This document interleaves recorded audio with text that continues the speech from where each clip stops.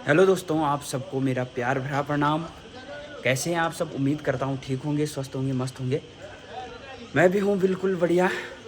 मैं आदित्य नौटियाल। मेरी YouTube channel का नाम आदित्य गंगा घाटी ब्लॉगर्स, और स्वागत है आप सबका एक बार फिर से मेरे एक और नई ब्लॉग में। तो आजकल गंगा घाटी का ब्लॉगर केदार घाटी में है। और दोस्तों, कल मैं गौरीकुंड केदारनाथ से मंदिर से यात्रा करके आ गया था, और फाटा में हमारा कमरा था, तो यहाँ पे आ गया था। यहाँ पे आराम किया, और आज हमारा प्रस्थान होगा ऋषिकेश के लिए। चाचा जी और आ रहे हैं, पहुँचेंगे जैसे ही तब तुरंत निकल पड़ेंगे ऋषिकेश के लिए। 3-4 दिन हमको यहाँ पे हो गए, तो आगामी यात्रा भी करनी है। आगामी हमारा कार्यक्रम है अब 1 तारीख से शिमला में श्रीमद् भागवत कथा का आयोजन। तो 29 को हमने निकलना है। बीच में और भी काम है, तो वो भी करते हुए और तब चलेंगे। तो बहुत ही सुंदर अनुभव इस यात्रा का रहा। मैं भी पहली बार आया, तो मैं भी वीडियोस में देखता था। है तो हमारे मतलब ऋषिकेश से क्या है, नज़दीक है केदारनाथ। वीडियोस में देखते रहता था। कई लोग कुछ बोलते, कई बोलते यहाँ पर महंगाई, कई बोलते बिस्लेरी 80 रुपये की दे रहे, कई बोलते कुछ। तो आप भी अगर केदारनाथ यात्रा के लिए आ रहे हो तो निश्चिंत होकर और ये वीडियो ज़रूर देखें। तो गाड़ी का तो लगभग आपको पता ही होगा, ऋषिकेश से हम आते हैं तो बस में भी आ सकते हैं। 600-700 रुपये जो भी लगता होगा एक सवारी का, वो सोनप्रयाग में उतार देंगे। उसके बाद गौरीकुंड से वहाँ से सोनप्रयाग से आगे किसी की भी कोई पर्सनल गाड़ियाँ या बुकिंग हो, कोई भी गाड़ियाँ नहीं जाती वहाँ, केवल वहीं की लोकल गाड़ियाँ जाती हैं शटल सेवा में। और फिक्स किराया है 50 रुपये वहाँ से गौरीकुंड तक का। वो इसलिए है क्योंकि आगे गौरीकुंड में उतनी व्यवस्था नहीं है कि गाड़ियाँ सब जा सके और सबको वहाँ रख सके। और सोनप्रयाग में ही इसलिए गाड़ियों को रोका जाता है। और जब सोनप्रयाग में भी ज़्यादा भीड़ हो जाती है तो सीतापुर पार्किंग में भेजा जाता है। तो वहाँ पे वहाँ के जो लोकल गाड़ी वाले हैं तो वही चलते हैं, और उसमें भी 200-300 गाड़ियाँ होंगी शायद। और जाम इसलिए ज़्यादा लगता है कि यहाँ से गाड़ियाँ तो बहुत जा रही है भर के, लेकिन वहाँ पार्किंग में जगह नहीं होती। जब पार्किंग से इधर को भी निकलते रहेंगे भर के, तो तब आगे चलते रहेंगी गाड़ियाँ, बढ़ते रहेंगे। तो ऐसे ऐसे गाड़ियों का आने जाने का। बाकी अगर कोई पर्सनल बुकिंग में लाना चाहिए ऋषिकेश से अथवा कहीं से भी गाड़ी, तो वो भी मिल जाती हैं, अथवा हमसे भी ले सकते हैं। मैं भी अच्छे से दिला दूंगा बढ़िया गाड़ी, और जैसी किसी की डिमांड हो, कैसी गाड़ी चाहिए, क्या चाहिए, कितनी सीटर। उसके बाद आते हैं हम। तो अभी मैं फाटा में हूँ, तो फाटा तक कोई भी रेट में चेंजिंग नहीं। बिस्लेरी की बोतल है वो 20 रुपये की है, तो 20 की है, कोई भी वो नहीं है। तो मैगी देखी मैंने तो 80 रुपये की यहाँ पे, जबकि मैंने हरिद्वार में एक बड़े होटल में पूछा तो 110 रुपये की एक मैगी थी। तो ऐसा कुछ नहीं है। सोनप्रयाग में तो मैंने किसी भी चीज़ का पता नहीं किया, लेकिन लगभग सेम रेट होंगे, कोई ज़्यादा कम नहीं होगा। और बाकी खाना भी, भोजन, तो जिस हिसाब से आप भोजन लेंगे उस हिसाब से रेट भी होंगे। तो इससे महंगा तो हरिद्वार ऋषिकेश में कई चीज़ें मैंने देखी। तो अब रही बात, लोग बोलते हैं, जो मैं बिस्लेरी की बोतल की बात कर रहा हूँ कि बिस्लेरी 80 की है बोला मंदिर में, तो भाई वहाँ से गौरीकुंड से 19 किलोमीटर लगभग मंदिर की दूरी है, वो भी खड़ी चढ़ाई, जहाँ पर कि कोई यात्री पैदल भी नहीं जा पा रहे हैं, कोई घोड़े कर रहे हैं, कोई कंडी कर रहे हैं, पालकी कर रहे हैं, कैसे भी करके तब जाके पहुँच रहे हैं। और जो लोग वहाँ वो सामान उतना लगेज पहुँचा रहे हैं, तो आप समझ सकते हैं उनकी मेहनत। तो 80 रुपये की मैं तो ये सोच रहा हूँ इतनी सस्ती कैसे दे रहे हैं वो लोग वहाँ पे बोतल।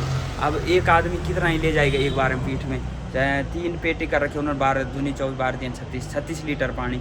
तो अगर कुछ नहीं लेगा एक आदमी 19 किलोमीटर ले जाने के, 1000 रुपये भी लेगा, तो आप डिस्ट्रीब्यूट कीजिए कितने की पड़ रही वो बोतल एक ऊपर जाने तक। और फिर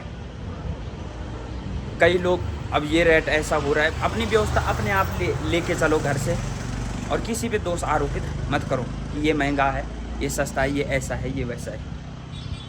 तो ये हुई रेट की बात, सामान। बाकी यहाँ पे तो फाटा में तो नॉर्मल है सब। मुझे 2-3 दिन यहाँ पे हो गए, खाना भी खा रहा हूँ बढ़िया से, और कमरा भी सस्ते से सस्ते हैं। अब 800 रुपये, 1000 रुपये, 1500। बाकी जब यात्रा बढ़ती है तब तो सीजन पे फिर रेट होंगी, क्योंकि इन लोगों ने भी अभी ही कमाने, जब 6 महीने में से 2-3 महीने चलती यात्रा, कभी बारिश हो जाती, टूट फूट हो गई, ये सो यात्री भी डर गए, तब आते ही नहीं है।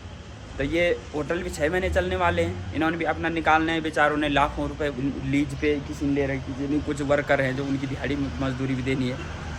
तब रही जाम, तो रोड ही ऐसा है, ये तो सरकार के लिए बोल सकते हैं कि रोड का सिंगल इधर मतलब 4 लाइन नहीं है, कहीं कहीं पे तो साइड भी नहीं मिल पाता, तब पीछे पीछे जाना पड़ता, बड़ी गाड़ी आ जाए तो फंस जाती है। जाम का तो ये है, वो सरकार का काम है भाई। उसके बाद फिर गौरीकुंड तक भी सोनप्रयाग से वैसे ही रोड, तब गौरीकुंड से ऊपर जो रास्ता है, रास्ता भी कठिन होगा, लेकिन उस पे क्या है, घोड़े भी उसी रास्ते पे चलते हैं, पालकी वाले भी उसी रास्ते में, और पैदल यात्री भी उसी में, ऊपर भी जा रहे नीचे भी जा रहे, तो घोड़ों के धक्के भी लग जाते हैं। तो कुछ लोग घोड़े वालों को बोलते हैं कि घोड़े वाले ऐसे हैं, घोड़े वाले वैसे, वो ठीक से नहीं चलने दे रहे। अरे भाई रोड होती है, रोड तो सबकी है। रोड पे ट्रक वाला भी चलेगा, गाड़ी वाला भी, पर्सनल गाड़ी वाला, फॉर्चुनर वाला भी चलेगा, सब ने रोड पे तो चलना है। उन्होंने कहाँ चलना है, तो टैक्स सभी लोग भर रहे हैं, सब ने रोड पे चलना। वैसे ही रास्ते पे घोड़े वाले भी वहीं चलेंगे, वो तो रोज़ चल रहे हैं बेचारे, और दौड़ा भागी उन्होंने, उनकी रोजी रोटी है, तो उन्होंने भी चलना ही। उसके लिए भी सरकार को ही हम बोलेंगे, घोड़ों के लिए अलग रास्ता बनाया जाए और पैदल यात्रियों के लिए अलग। तो क्यों ये दिक्कत होगी, किनारे किनारे चलते रहेंगे। जैसे वैष्णो देवी में है, पैदल वाले तो सीधे सीधे सीढ़ी में जा सकते हैं, घोड़े वाले सीधे सीधे आ सकते हैं, जो चलने के वो रूट बना है घोड़ों के लिए। तो वहाँ पे ये व्यवस्था ठीक बनी हुई है। अब भी अगर कोई सस्पेंस आपके मन में हो कि ये चीज़ कैसा होता है, तो बाकी मंदिर के आसपास कमरे तो 4000, 5000, 6000, 10,000 तक वहाँ पे किराए पे मिलेंगे। बाकी अगर कोई ज़्यादा पैसा खर्च न करना चाहे तो टेंट में रह सकता है। 500 रुपये एक आदमी का टेंट भी वहाँ पे बहुत सारे बने हैं, तो आराम से रह सकता है। तो यात्रा करने पैसा तो चाहिए ही, बिना पैसे की नहीं, क्योंकि जो लोग रास्तों में बैठे हैं, रोड में, जिनका व्यापार है, धंधा है, तो वो भी 2 पैसा कमाने के लिए बैठे हुए हैं। तो ये रही महंगाई की जो असली बात है। ऊपर भी खाना 200-250 रुपये थाली मिल रहा है मंदिर में, तो वो भी कोई ज़्यादा नहीं है। तो वही बात है, वहाँ पे सामान तो सस्ता जाता है नीचे से, लेकिन ढुलान उसकी महंगी पड़ जाती है। एक भूसे का कट्टा होता है घोड़ों को खिलाने के लिए, वो बोला 1800 रुपये रुपये का एक कट्टा पड़ रहा है, उसमें 20-30 किलो आता होगा, तो कितने दिन ही चलेगा भूसे का कट्टा। यहाँ पे चारा तो कम ही होता है घोड़ों को खिलाने के लिए। और ये रहा यहाँ पे का बहुत ही सुंदर व्यू, और ये जा रही है रोड ऊपर सोनप्रयाग के लिए, और ये चले गए नीचे ऋषिकेश, रुद्रप्रयाग, देवप्रयाग के लिए। और ये देखिए, ये यहाँ पर लिखा है सोनप्रयाग है यहाँ से 13 किलोमीटर, और गौरीकुंड है 19 किलोमीटर। 13 और 6 यानी 6 किलोमीटर शटल सेवा पे जाना पड़ता है सोनप्रयाग से। वहाँ से आगे अपनी गाड़ियाँ नहीं जाएंगी, और उसके बाद शटल सेवा से उतर के भी तब केदारनाथ के लिए। तो इनमें तो लिखा तो 14-15 किलोमीटर रहता है, लेकिन बता रहे थे बताने वाले, तो जब से नया रूट बना है तो 18-19 किलोमीटर लगभग पैदल है। और ये देखिए, पेड़ इधर दिख रहे हैं मंदिर के आसपास। ऊपर केदारनाथ में कोई भी पेड़ नहीं है, क्योंकि ज़्यादा हाइटों पे पेड़ नहीं होते हैं। तो दोस्तों, अभी हम निकल पड़े हैं फाटा से फिर से सोनप्रयाग की तरफ।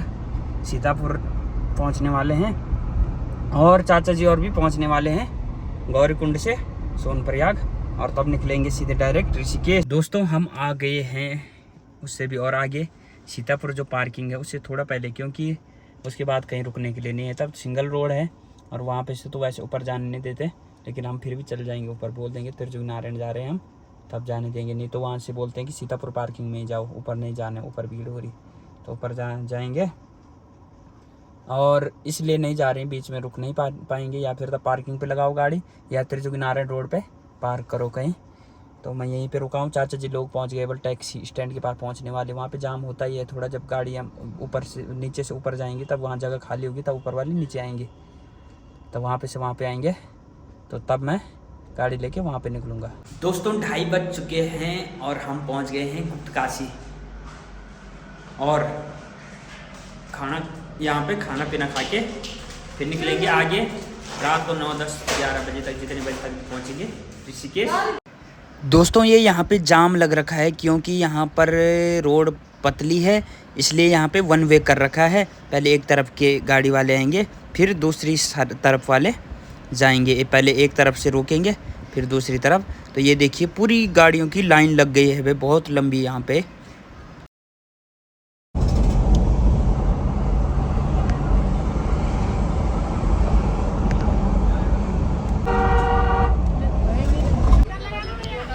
और ये हम पहुंच चुके हैं कलेसौड़ माँ धारी देवी के मंदिर के पास।